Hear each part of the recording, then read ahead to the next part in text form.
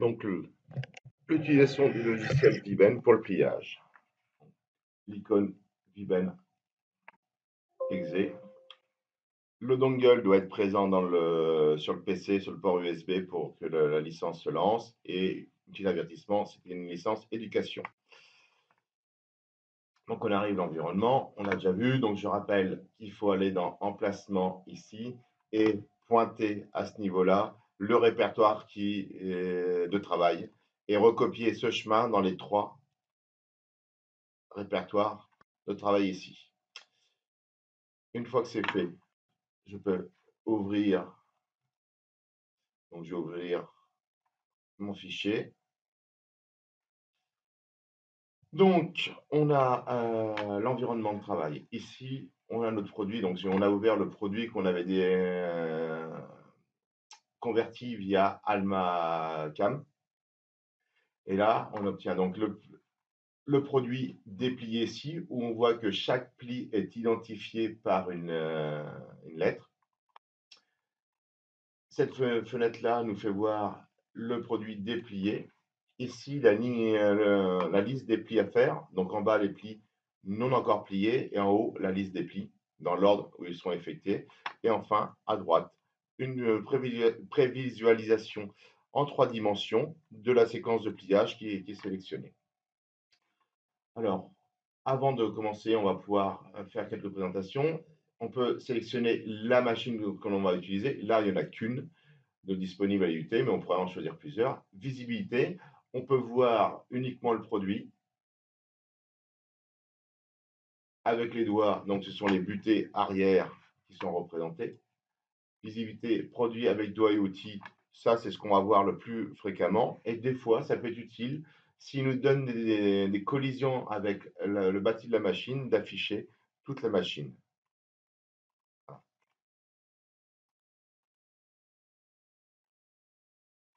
Donc là, on a toute la machine d'afficher. Alors c'est un peu lourd des fois, mais ça peut être utile pour voir certaines collisions.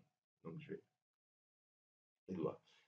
Après les propriétés des paramètres, donc on voit ici la rigidité de compression, ça on ne les touche pas. La force minimum, la force maximum, c'est propre à la machine. Ce qui peut être intéressant, c'est ici la correction de force, 120%, c'est-à-dire qu'il calcule une force et on rajoute 20% au calcul effectué pour programmer le tonnage de la machine. Éventuellement, ici, lorsqu'on a des outils pour faire de la frappe, c'est le facteur de frappe. On n'est pas concerné pour cet effet. Les axes. Alors là, on peut voir les propriétés des différents axes. Donc, on voit certaines choses. Ce qui est important, c'est les limites. Donc, Z1, on voit que Z1 va varier entre 690 et 1300 mm. C'est-à-dire que je ne vais pas pouvoir utiliser le côté complètement gauche de la machine. Et pour le Z2, pareil. On voit qu'on ne peut pas aller au-delà de 1360. Donc, on ne peut pas utiliser vraiment le côté droit de la machine. Et on a les limites R1 et R2, donc le déplacement vertical des doigts. La propriété des doigts, ici on voit la propriété, donc on voit, il y a 3 positions, c'est la position 0 en bout de doigt, la position 1 que l'on voit ici, qui est cette partie-là où pointe la souris, et enfin la deuxième butée, c'est celle qui est au fond lorsqu'on est en présence de tôles suffisamment longues. La position par défaut, c'est la position 1, lorsqu'on peut la voir. Et l'offset de la butée en R, on peut la régler à -5, c'est-à-dire que lorsque c'est possible, il va baisser la butée pour éviter que la tôle passe en dessous. Donc je vous conseille de mettre -5 ici.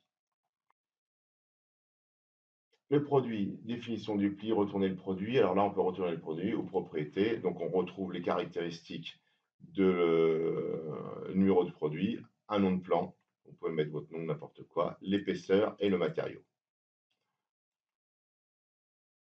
Donc, définition du pli et retourner le produit, on le verra plus tard lorsqu'on construira la séquence. Alors, séquence, on peut ajouter ainsi de suite. Et propriété, ça c'est relativement intéressant à régler. Rapport d'extension avant. Ça veut dire que à ce niveau-là, j'autorise que 10% de la matière soit côté opérateur, donc que 90% de la matière soit derrière le tablier. Donc là, comme on est en présence, nous, de pièces relativement légères, ça va. Sinon, on pourrait augmenter ceci pour que l'opérateur n'ait pas à tenir une pièce qui serait trop lourde derrière. Butée arrière contre angle aigu admis, ça veut dire que je peux avoir un angle aigu entre la butée et la zone de pli. Pli intermédiaire, je peux pareil, si je coche ça, j'ai la possibilité d'avoir des plis intermédiaires entre ma ligne de pli, le pli considéré, et les butées. La conséquence de ces choix-là, c'est que généralement, je risque d'avoir une moins bonne précision parce que le défaut angulaire d'un pli va se répercuter sur la position de ma pièce lorsque je viendrai la mettre en appui sur mes deux doigts. Tolérance bord, tolérance 90, pareil, je peux considérer qu'un pli compris entre 0 et 3 degrés puisse être utilisé ou entre 87 ici et 93 degrés peut être toléré. Limite pose butée arrière, ça c'est la valeur pour laquelle il passe dans le doigt position 1. Le doigt 1, donc le pose-doigt. Tolérance longueur de poinçon, c'est la longueur entre la longueur de l'outillage et la longueur de pli effectif. Au-delà de 6 mm, on a un avertissement. Ouverture Y minimum, c'est l'ouverture du tablier, c'est-à-dire qu'à la fin du pli, lorsque le tablier remonte, il remontera au minimum de 10 mm. Si par contre la pièce à sortir est plus haute, il remontera de telle sorte qu'on puisse sortir la pièce. Distance Z 10 mm, c'est la distance entre le bord de la tôle sur lequel viennent s'appuyer les doigts et les doigts. C'est-à-dire que là, je ne vais pas me mettre sur le côté, je vais me mettre à 10 mm par défaut, sachant que la position des doigts pourront être changées à chaque fois. Et méthode de séquence, c'est quasiment l'onglet le plus important. On va prendre une séquence de dépliage, c'est-à-dire qu'on va commencer par le dernier pli et on va remonter jusqu'au premier pli. Et dans un premier temps, utilisez la configuration automatique d'outils, c'est-à-dire que l'ordinateur va choisir pour vous les outils. La séquence de dépliage donc, est très intéressante parce que généralement, c'est le dernier pli qu'on ne peut pas faire. Donc, si le dernier pli, on peut le réaliser, on a plus de chances de pouvoir plier notre pièce. Donc, je fais appliquer. OK. Donc, on a vu la séquence. Cette partie-là, on verra un peu plus tard. Outils. Outils par défaut. Donc là, on peut définir l'outil par défaut. Vous pouvez sélectionner, donc ici, on voit les différents outils dont on dispose. Plat, dégagement, poisson. Et pour la matrice, de la même façon, on peut trouver les différentes matrices. Nous, on a fait le choix d'utiliser un V8 lorsqu'on a dessiné la pièce sous Katia. Donc ici, je vais sélectionner V8. Cliquez. OK. On n'a pas d'outil rayon, on n'a pas d'outil d'aplatissage, donc il n'y a aucune raison de sélectionner des outils à ce niveau-là. Je fais OK. Un petit message me dit que les outils ne sont pas définis pour la presse. C'est une erreur. Les outils sont bien compatibles avec la colis. Donc je continue. Oui. Éventuellement, une fois qu'on a paramétré ça, ça peut être intéressant de fermer. On va perdre sûrement les variations pour garantir que tout ce qu'on a paramétré dans la configuration du VMen soit toujours présent. Donc là, on a fait nos outils par défaut. Maintenant, on va pouvoir commencer le pliage. Donc là, on s'aperçoit qu'il me propose un pli en bleu. Donc, c'est un pli qui me propose de prendre. Je peux sélectionner chacun des plis. Donc, je vois que celui-ci, je pourrais le placer. Alors là, il y a une petite erreur de butée, c'est les butées qui sont mal placées. Alors, on voit butée arrière contre angle aigu non admis. Alors ça, c'est dû à quoi? C'est dû au fait que séquence propriété, je n'ai pas coché butée arrière contre angle aigu admis. Si je le coche, appliquer, OK, l'erreur disparaît. Donc le pli est OK. Donc je vois que je pourrais faire ce pli-là, celui-ci. Les petits côtés, je pourrais aussi les faire en dernier. Et là, si je prends d'autres outils, on s'aperçoit qu'en bas, à droite, il y a une bande rouge qui apparaît avec un message collision avec le poinçon. Et là, ce pli, le pli I, qui est situé ici, je vois que je ne peux pas le faire en dernier parce que j'aurai une interférence avec le poinçon. Et je peux regarder tous mes plis comme ceci. Donc on voit que c'est une aide non négligeable au pliage. Là, il me dit accepter le pli additionnel. Il s'aperçoit qu'il y a deux plis, les plis G et H, qui peuvent être soit faits en même temps. Dans ce cas-là, si je voulais faire en même temps, je fais oui. On s'aperçoit qu'il les fera les deux en même temps. Ou sinon, je peux faire non, et dans ce cas-là, il en fera l'un et puis l'autre. Ça, c'est en fonction de ce que vous avez de disponible comme outillage, et si c'est possible ou pas dans la séquence de pliage de faire les deux en même temps. Mais dans tous les cas, je vois qu'ici, je ne peux pas le faire parce que j'ai une collision avec le poinçon. Donc, collision avec le poinçon, collision avec le poinçon. Donc, je m'aperçois que les 4 plis que je peux faire en premier, c'est éventuellement ces 4-là. Donc, point de vue pratique, il est plus judicieux de commencer par le grand côté, et de finir par le grand côté. Donc, je vais commencer par ce côté-là. Pour le valider, je double-clique, et on voit qu'il est passé en pli 11. Et il me propose un deuxième pli, le pli D, à faire. Donc, je double-clique dessus, et ainsi de suite. Donc, on voit qu'il fait une proposition à chaque fois, mais je pourrais prendre un autre pli. Celui-ci, maintenant, il y a une collision avec la matrice. On voit, donc là, il faudrait déplier et voir pourquoi il y a une collision. Alors, des fois, les collisions ne sont pas forcément flagrantes. Donc là, si je fais point d'interrogation, il me propose un choix. Je peux double-cliquer et ainsi de suite.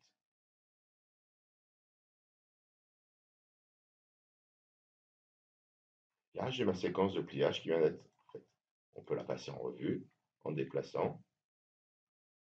On voit les différents plis. Alors, on voit qu'il y a certains, par moments, des doigts qui sont mal positionnés, d'autres qui sont plutôt bien positionnés. Quoique là, non. Donc, on positionnera ces doigts après. Maintenant, si jamais je veux détruire une séquence de pliage, je peux appuyer sur la croix. Dans ce cas-là, c'est toute la séquence qui est effacée. Si je veux faire un pliage de façon automatique, au lieu de faire point d'interrogation et de valider à chaque fois, je peux appuyer sur A. Et dans ce cas-là, il va créer une séquence de pliage jusqu'à la première collision. Là, il n'y en a pas, donc il me crée tout. Si je veux détruire le pli numéro 5, par exemple, je peux utiliser la croix bleue. Par contre, ce qui va détruire, c'est tout ce qui est au-dessus du pli numéro 5.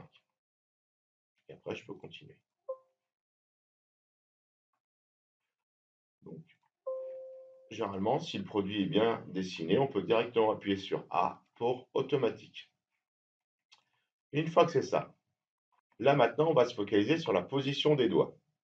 Pour ça, on peut aller soit dans Outils, dans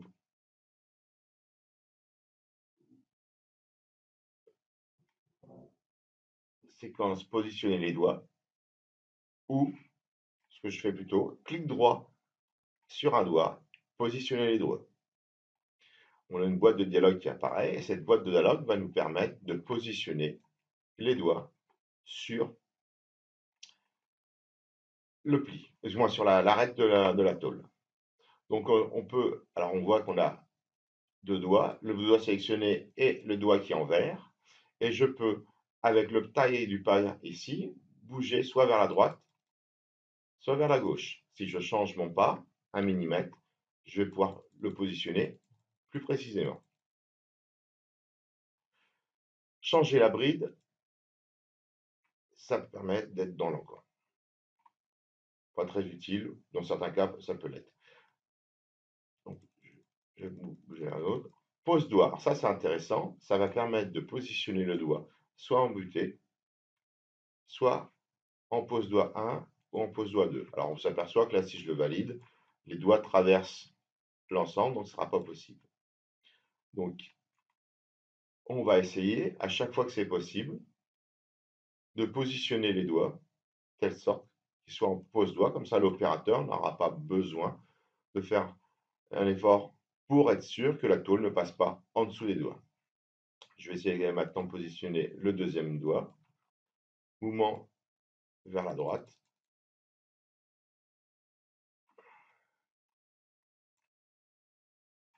Je valide. Donc là, je viens de faire le positionnement des premiers doigts. Je vais faire ça pour chacun des plis.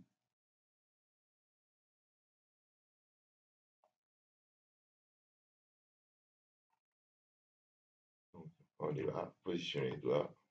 Alors, on a vu mouvement vers la droite, le pose-doigt. Il y a brider manuellement, ça c'est peut-être intéressant, c'est qu'on prend brider manuellement et on vient indiquer à quel endroit on veut que ça vienne en contact. On peut après faire du pose-doigt et éventuellement repositionner. Alors ça peut être intéressant, des fois il positionne mal la butée, donc là, de le faire correctement. Je sélectionne le doigt numéro 2, je vais faire brider manuellement, mouvement vers la gauche, pas trop, je vais réduire le pas dans ce cas-là, pour pouvoir le déplacer à l'endroit qui m'intéresse et le mettre en pose-doigt. OK, et je vais faire ça pour chacun des doigts. Là, on s'aperçoit que le doigt de gauche est plutôt bien placé, mais celui de droite pas. Donc clic droit, positionner les doigts, brider manuellement, pose-doigt, parce que là c'est possible. Et là, ça me paraît à peu près bien positionné. Je fais OK. Et donc, je fais ça pour tous les autres.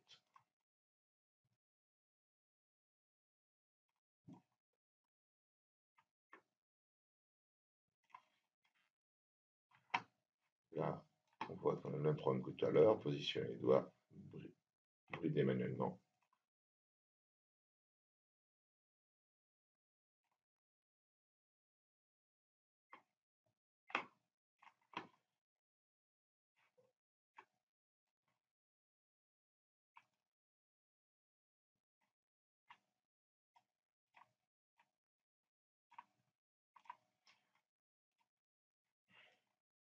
Donc là, on s'aperçoit que les butées sont très proches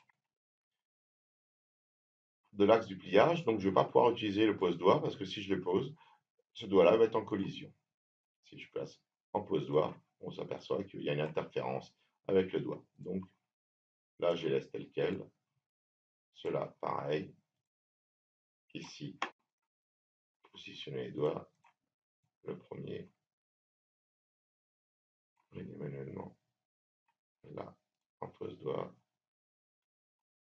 La même chose pour le deuxième. Et là, c'est bon. Une fois que j'ai ça, je vais pouvoir générer mes outils, configuration d'outils. Il va définir mes outils et je m'aperçois que j'ai besoin de 3 ateliers. Je peux valider. Là, maintenant, je peux post-traiter. Donc, si je post-traite, maintenant, je peux sauvegarder si besoin. Là, j'ai écrit mon programme et maintenant, je vais pouvoir le visualiser. Donc là, on voit notre machine.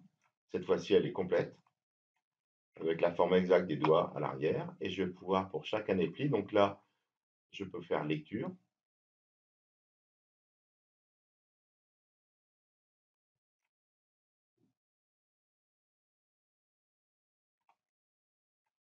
Donc là, le premier doigt, et puis je continue là.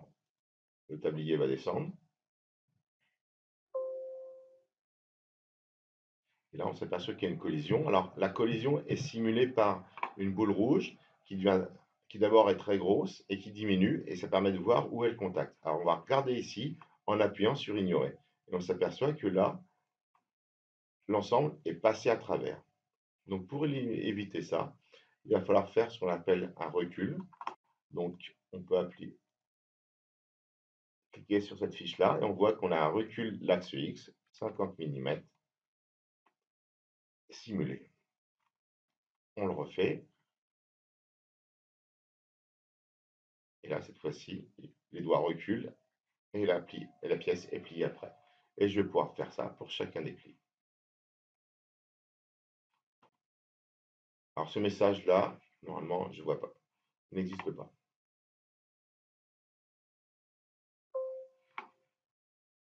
La simulation était une collision. Si on fait ignorer, on voit qu'on passe à travers, et ainsi de suite. Donc là, on a plusieurs collisions. La raison, c'est que la machine, et puis on a des petits messages d'erreur, c'est que la machine n'est pas assez large, parce qu'on voit que la butée prend beaucoup de place sur le côté. Donc l'idée, ce serait de supprimer une station ici.